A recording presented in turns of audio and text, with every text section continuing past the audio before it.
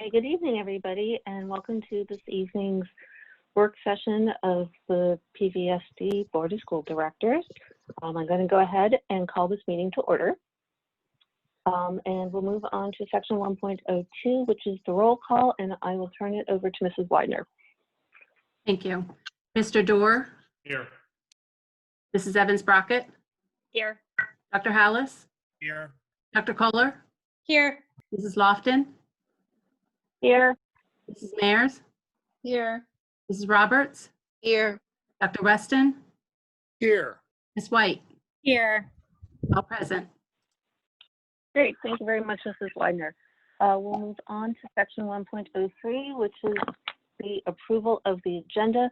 May I please have a motion to approve the agenda as presented? So moved. Matthew Dorr. Second, Wade Weston. Okay, we have a motion and a second. Are there any questions? Okay, hearing none. All those in favor? Aye. Opposed? Motion carries. The agenda is approved. That brings us on to section 1.04. We have a special presentation this evening on planning for greater equity and inclusion. And I will turn it over to Dr. Russell and Mr. Arthur Mitchell, who will be providing this presentation for us this evening. Thank you, Mrs. Lofton. We do have another technical difficulty. There are actually more than 100 people attempting to join the meeting this evening, and Mr. Mitchell cannot get in. So, Dr. Russell, I just sent Mr. Mitchell a panelist invite. Oh, perfect. Okay. So excellent. he should be able to get in shortly. Thank you. Thank you for doing that.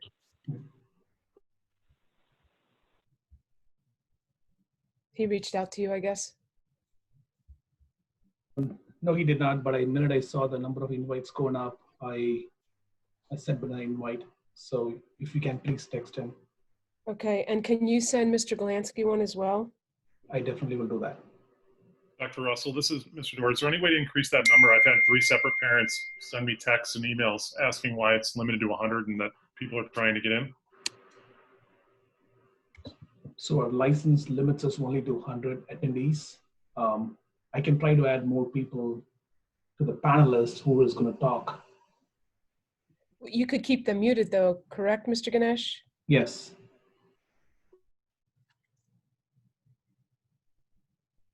You just sent Mr. Mitchell, right? That is correct. Oh boy. How many panelists can you accommodate? At this point, we have about 24 panelists. I can add another few more. I'm adding Larry now.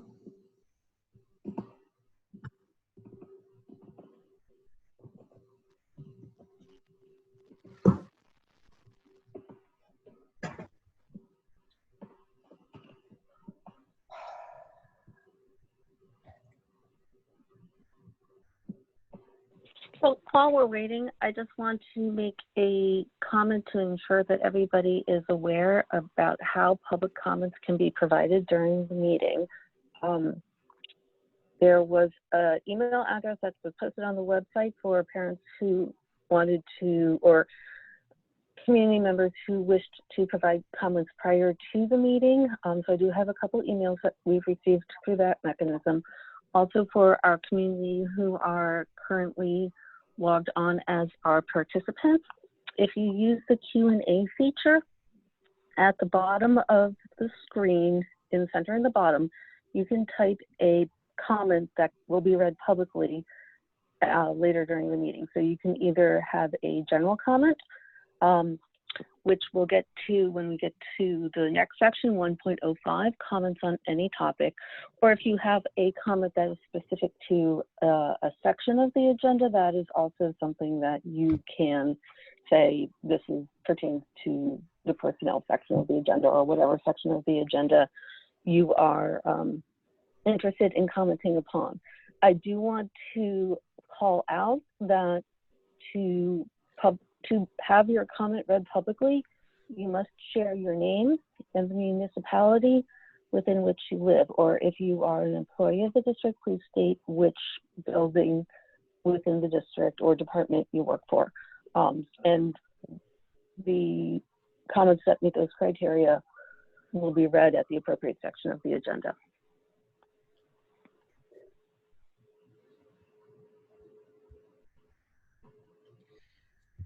Thank you, Mrs. Lofton. Mr. Mitchell is now in and on, so if it's all right, I will shift to our presentation. Okay, yes, fantastic. Welcome, Mr. Mitchell. We're delighted to have you this evening and look forward to what you have to share with us this evening. Well, thank you so much. I'm really excited to be here and to be able to present at this time after all the time that I've spent in the district working with the administration. So this presentation really is an update on what has occurred this year, but also setting the stage for future action for Perkiomen Valley School District. The title here, it says, Becoming Who We Aspire to Be, and thinking about cultural proficiency and equity in the Perkiomen Valley School District. And aspirational goals are something that we all need to keep in mind as we educate young people. We are always all in process, and the young people who we are charged with nurturing and raising, we know that we want them to have aspirations which may definitely be beyond their present stage in life, their present circumstances. And so we all need to keep these aspirational goals in mind as we go forward. And so just a little tiny background in getting to this work with Dr. Russell. This was a long time coming out of years of being colleagues together in various capacities in Montgomery County, and me coming back to the area after working in Boston at a nonprofit that really focused in on equity issues and helping school districts wrestle with those things.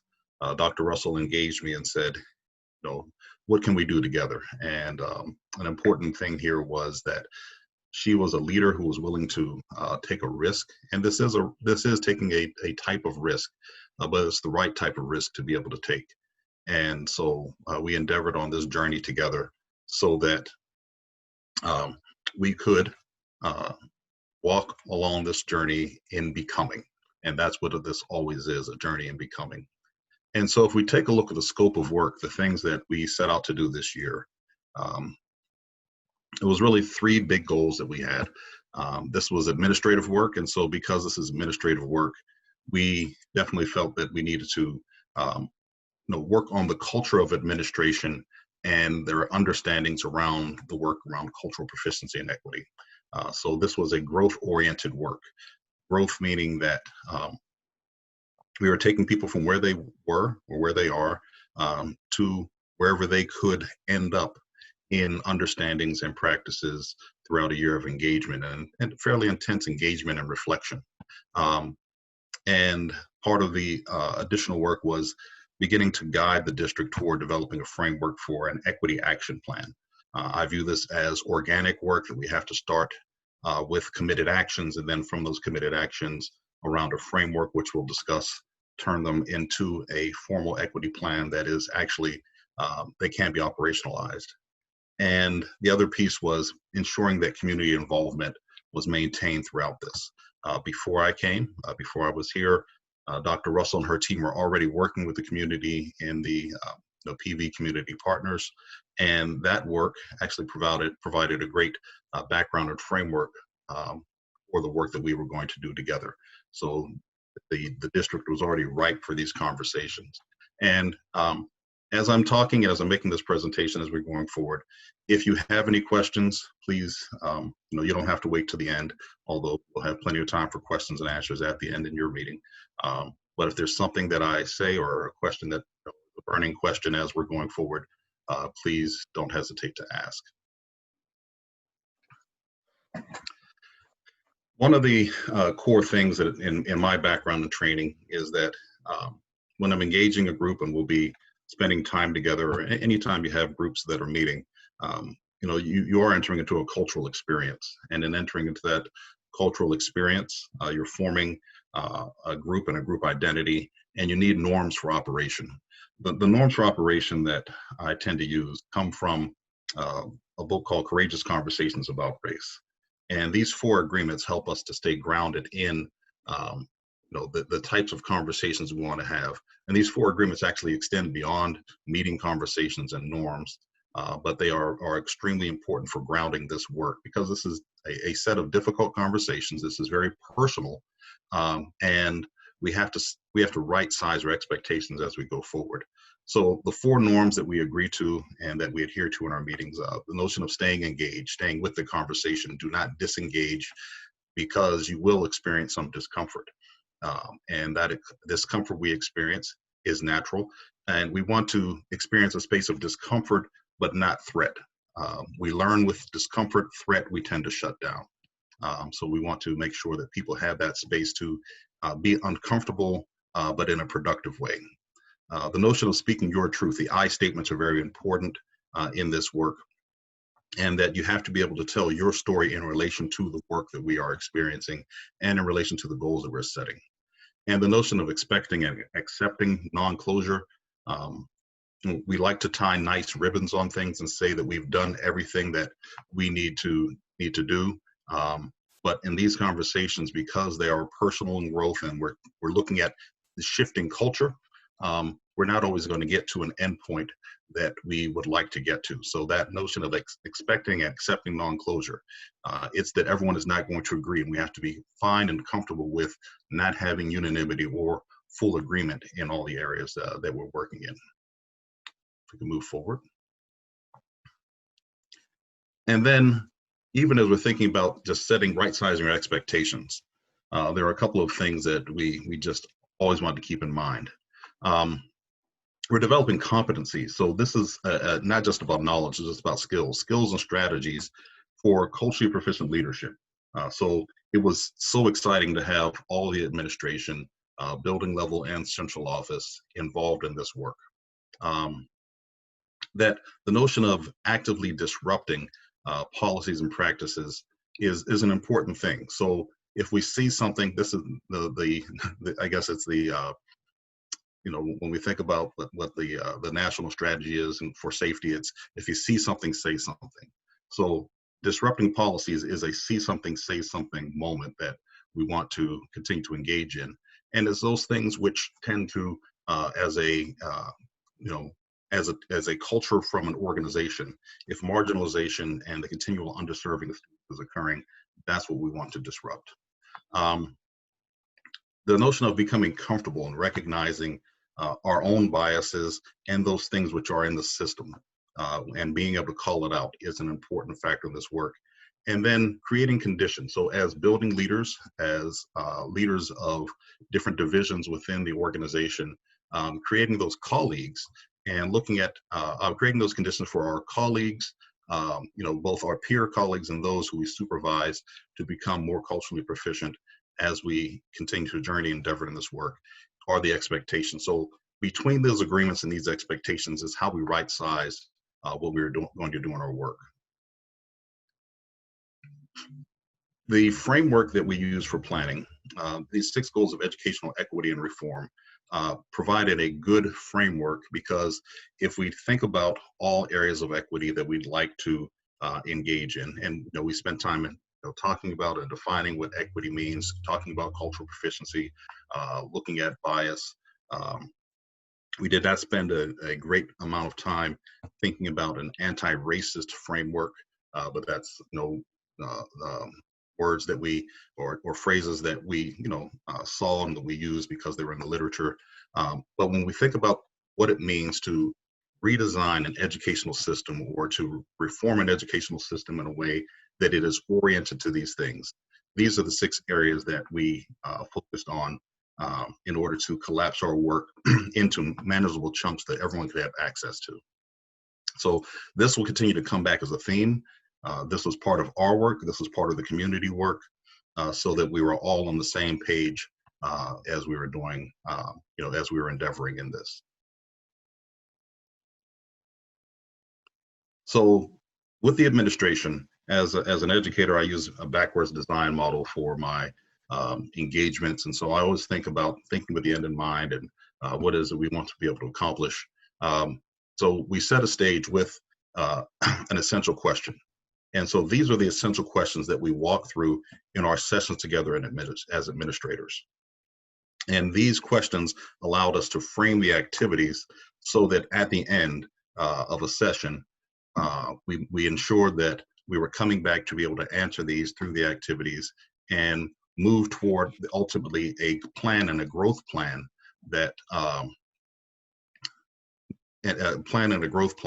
that was that each administrator was able to take some idea that we wrestled with and apply it to something that they do on a daily basis within their roles here in the district.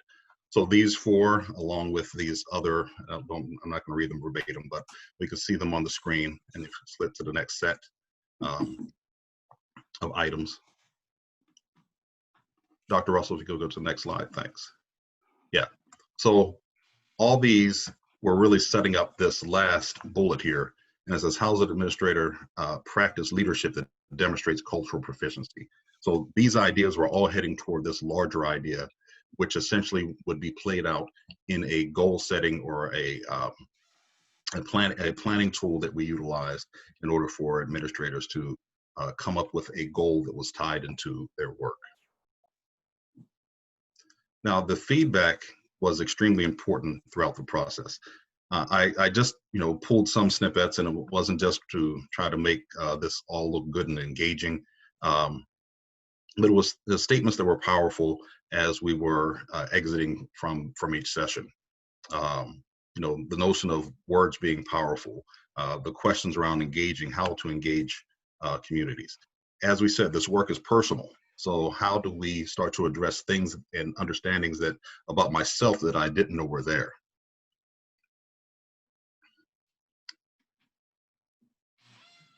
The need for having everyone's perspectives being honored and looking at how that work was going to impact the larger set of goals and ideas across the district. The notion that we are building culture, and that in building culture, we're building learning culture, high achievement culture, but we're building culture that everyone can participate in and feel comfort and feel that they have a space in.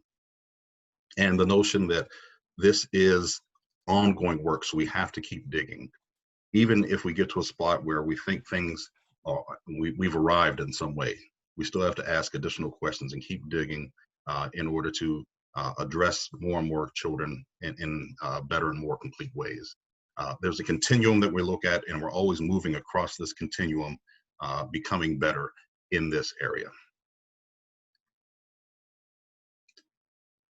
So from the administrator side, we wanted to make sure it was paired well with what was happening with the community conversations.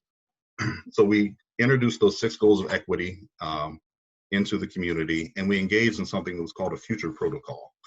Some of the board members were there, and many of the, possibly some people who are watching right now, participate in the future protocol. And essentially, it's a goal setting protocol that looks at what do we want the future condition to be around these different areas. And that helps us to frame this conversation instead of just talking about what are the negative things, what are the things we want to change. It's what are the conditions we want to create and how do we get there. So this is a planning protocol that the community helped us to engage in, and that we took that information back to the administrators for discussion, because ultimately they were going to be the front line in putting this in place.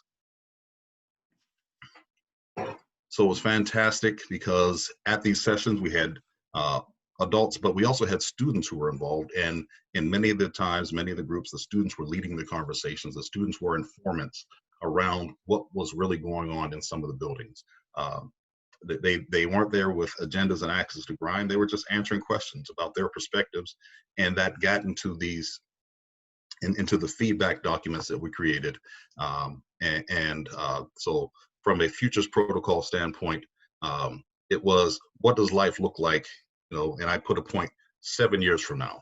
And so in 7 years from now, what is it that we can do in order to make these goals of equity come to life? And these are the artifacts from those sessions.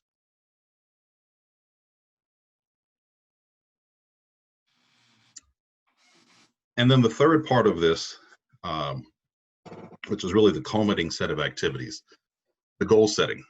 So we used a protocol that is called a rapid prototyping protocol. And in that rapid prototyping, we're taking ideas, issues that we've seen.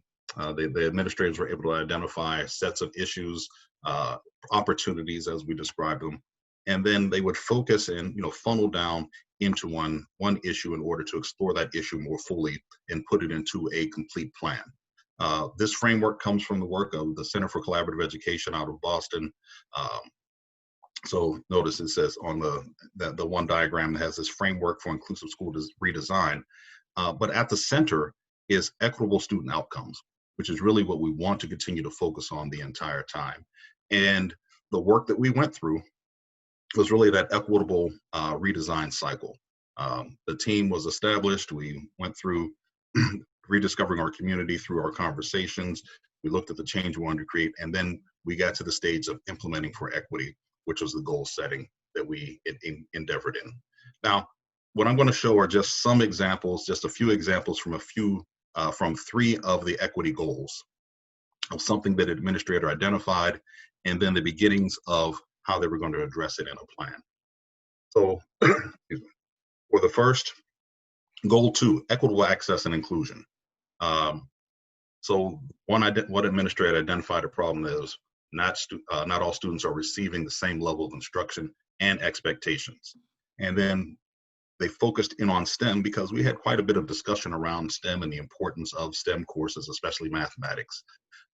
So the notion of developing the plan to ensure, and that word there is ensure, is really important, that the students have access, not that it is an open cattle call that everyone may be able to get there, but that ensuring that the access is there and that all students can get to where they need to go within the curriculum is an important factor. Another example, equitable opportunity to learn. So opportunity to learn, this is really, once again, are there barriers that are established either through practice or policy that would prevent students from accessing the full breadth of everything that the district has to offer? So in this case, the opportunity to learn, and this was really tied into, especially since we were at that end point portion of the year, we were being educated at home. And so this really highlighted some of the issues around equity and how students were able to filter information. And so, in their filtering and having discussions about information, a lot of things which are getting from various media sources, so how do we develop mechanisms to ensure that we're having conversations which are well-mediated conversations by our educators. And then the last example was around goal 6, equitable shared accountability.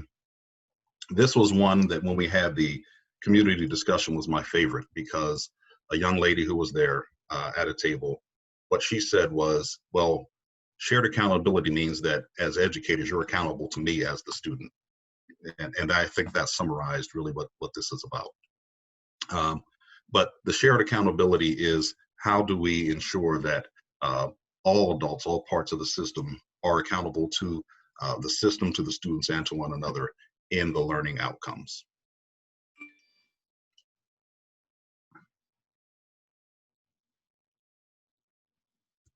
So Dr. Russell, you want to pick up here on what's next? So thank you, Mr. Mitchell. And I actually wanted to just provide a public thanks to you for your leadership and your consultation during this past year. We have really appreciated the expertise that you bring to the table and the way that you've guided this year, the leadership team primarily, in thinking differently, in opening our minds really, and beginning to see things that maybe we hadn't seen before.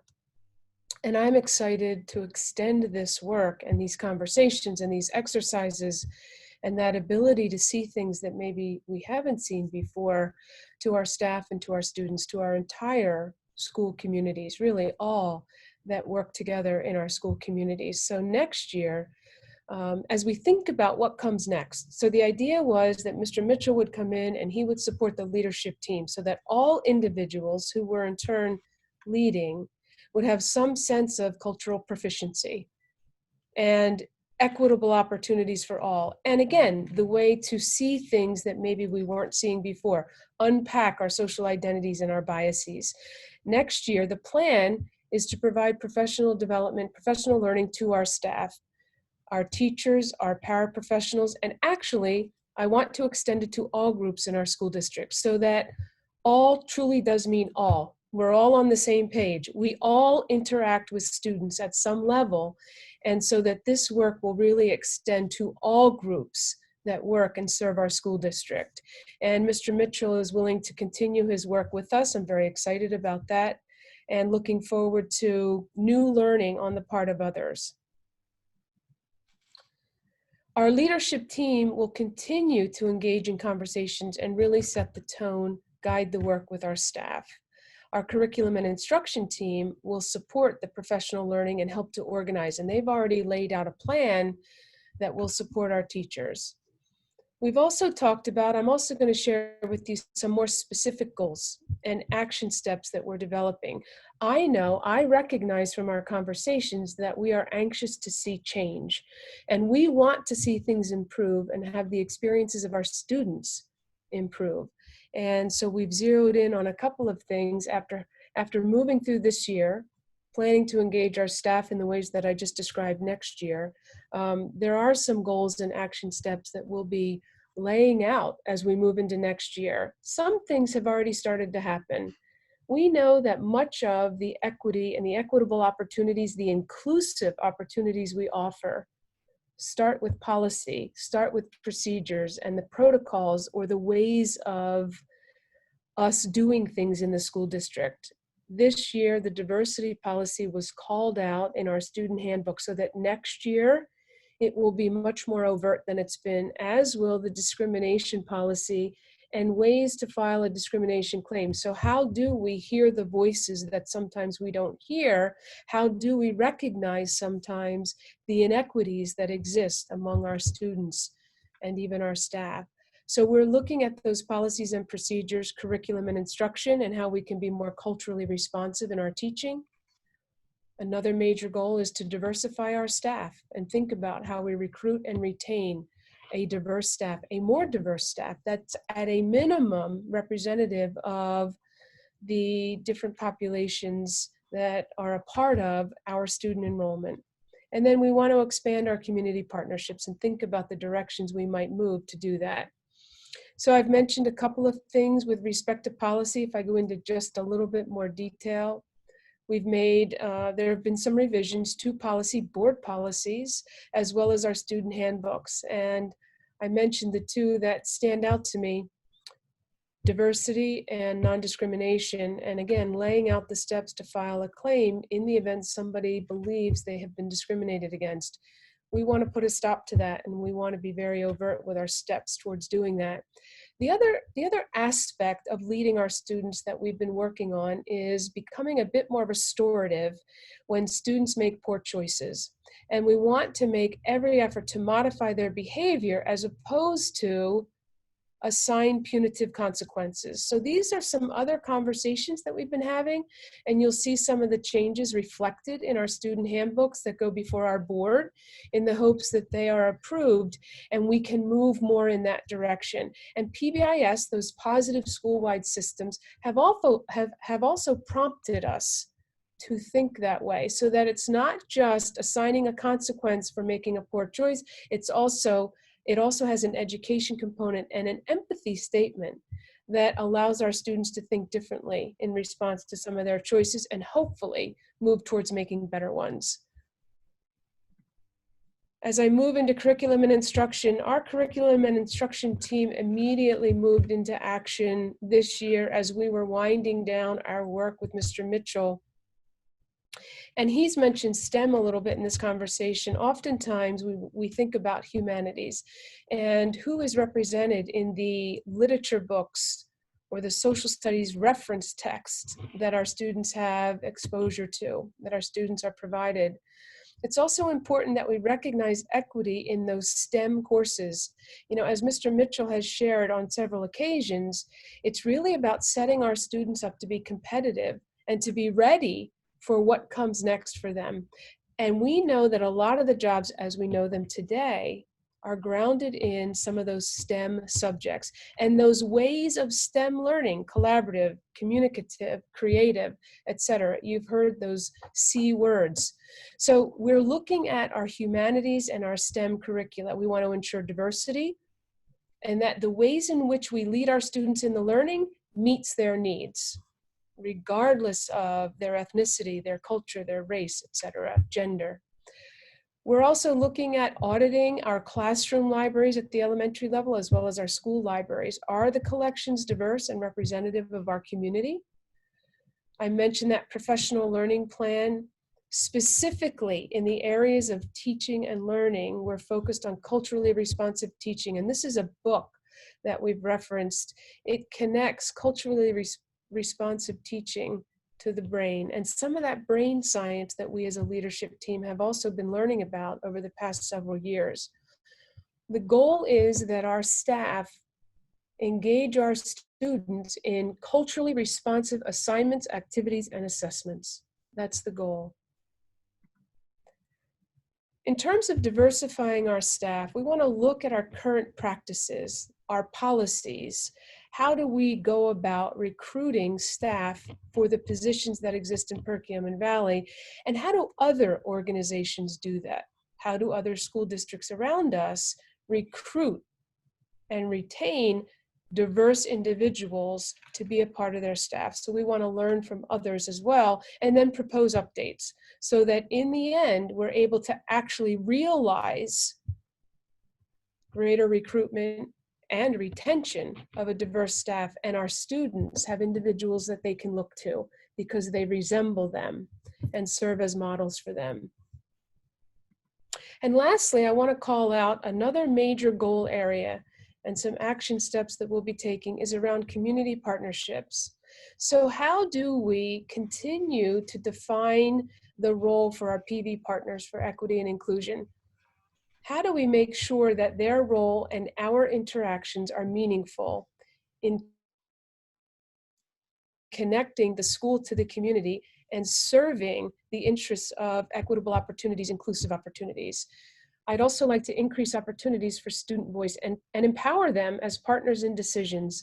We have 2 board reps that serve the school board, and they often, at least Maggie McGovern, often engages in some of the discussions. There are other students who willingly open their voice, share their voice with me and others to help us to know what it is they're thinking and what might serve them better as they move through the educational experiences here. We've had some wonderful conversations with representatives from Ursinus College recently, and they are ready and willing to partner with us on how we might facilitate staff-to-staff collaborations. So how do we engage our humanities teachers in some of what's being presented at the college level and some of what's being presented at the high school level, and what are the resources that are being tapped to support what's being presented. We're also interested in, and we've discussed at length, the possibility for a student mentoring program. Ursinus is very interested in tapping into some of the students that are a part of some different groups and believed to be willing to serve as mentors to some of our students. And that's something we've been working on. It would be really helpful if we had some older students of color, high school, or in this case, college level students that could engage with some of our younger students of color who often feel marginalized or alone. And we want to change that. So we're working with Ursinus. I'm very excited about the potential here to engage in these ways and really strengthen our partnership. And lastly, I will continue on my listening tour and refocus it next year to connect with other parts of our community that maybe I haven't yet connected with. And I've inquired about possibilities really to find some of those pockets in our community that I don't hear from as much, or that again may feel marginalized in the school district. So I have some inroads and I plan to really pursue them and and again, really increase my connectedness with all in our community, and particularly around the equity and inclusion for the students that may be attending here. And lastly, really, the ultimate goal is that equity becomes a pillar, that it grounds us in our thinking, and that anytime we make decisions connected to the individuals in our school community, it's through an equity lens, that it becomes second nature for us. It becomes one of our identities, and that all things consider the equity of opportunity for our students, regardless of what it is we may be referring to. And that's really the ultimate goal for all of us that work in Perkiomen Valley. And I'm really excited about the idea of expanding our conversations to staff, to students, to staff at large, not just teachers and paraprofessionals, and looking forward to better things in these areas for our students.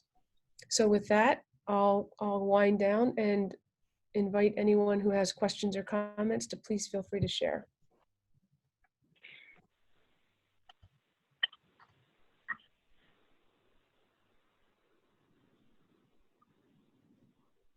So Dr. Russell, first of all, I'd like to commend you for your work and your leadership in leading the conversations that we've had for the past few years in this area. And, you know, a huge thank you also to Mr. Arthur Mitchell for his role in leadership in helping our district and our administration think about and approach some of these challenges in a new way. It's really very commendable, and I'm excited for the work that we've been doing in this area.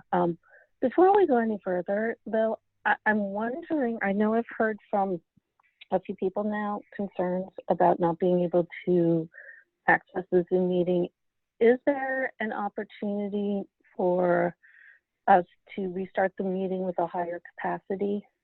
Is that something that technologically we are able to do, or are we constrained with the 100-person participant limit? My understanding is that Mr. Ganesh has actually set up another meeting with greater capacity. He has new URLs ready for the panelists and will post a new link online for those who would also like to join.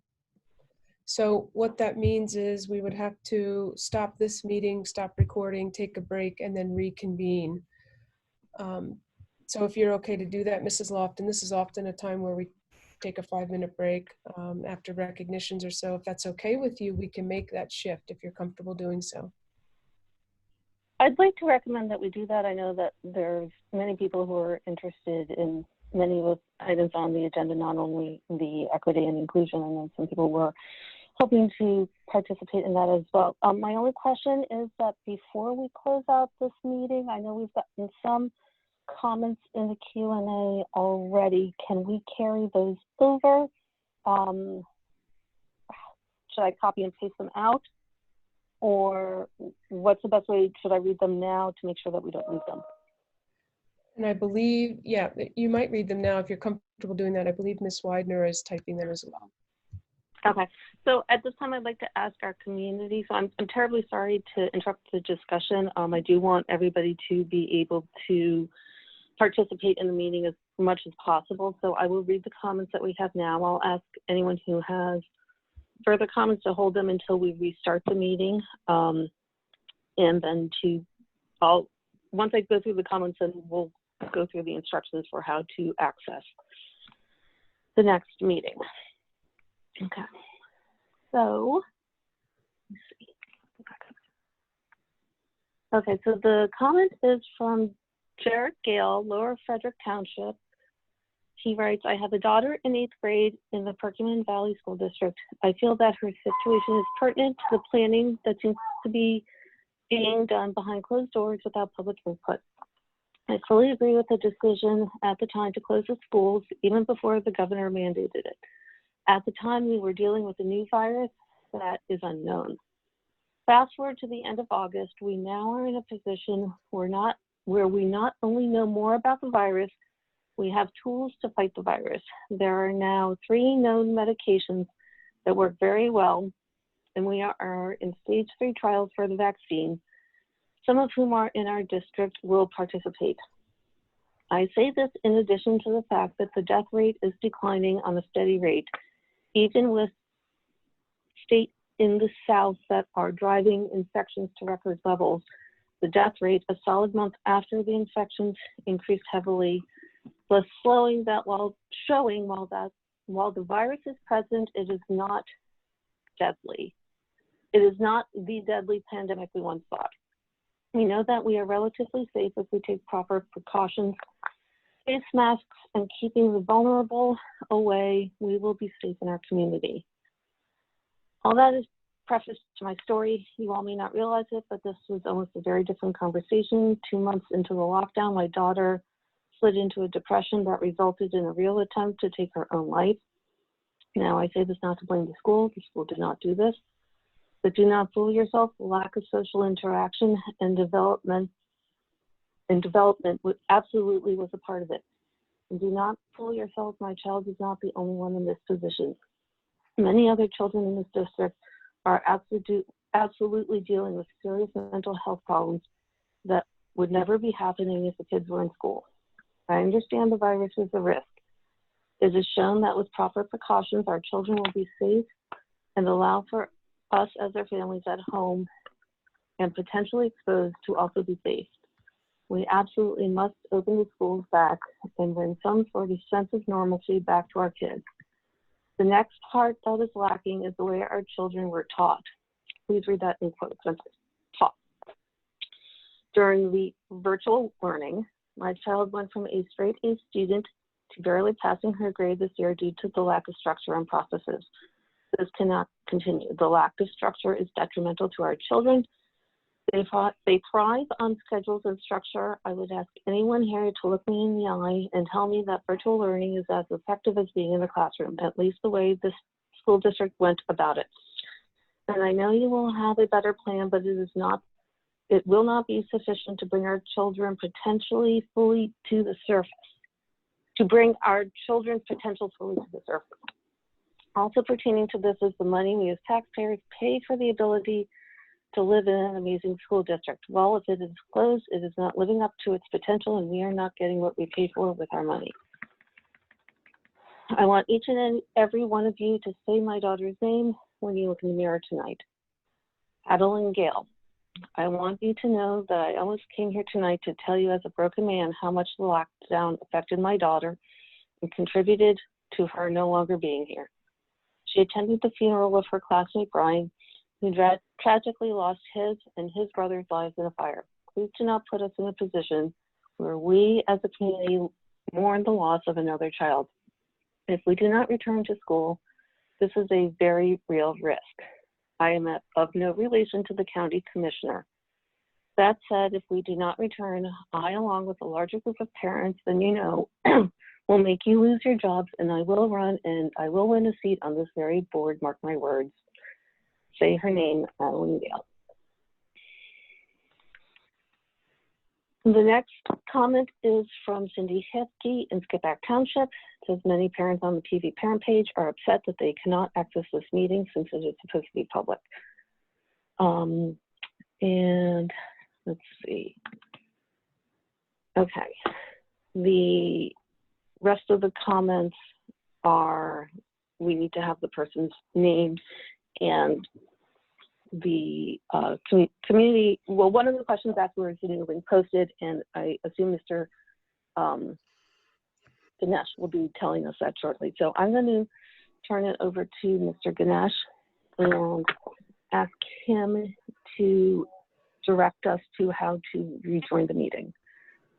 All right, so we're going to be starting the new meeting in the next few minutes. So you want to exit this meeting, and I've already emailed the link to the board. We'll also be posting the link on our website. Ms. Lester is already posting the link on the website, Facebook, and Twitter. So you'll get the link for the new meeting on our Facebook pages and the website.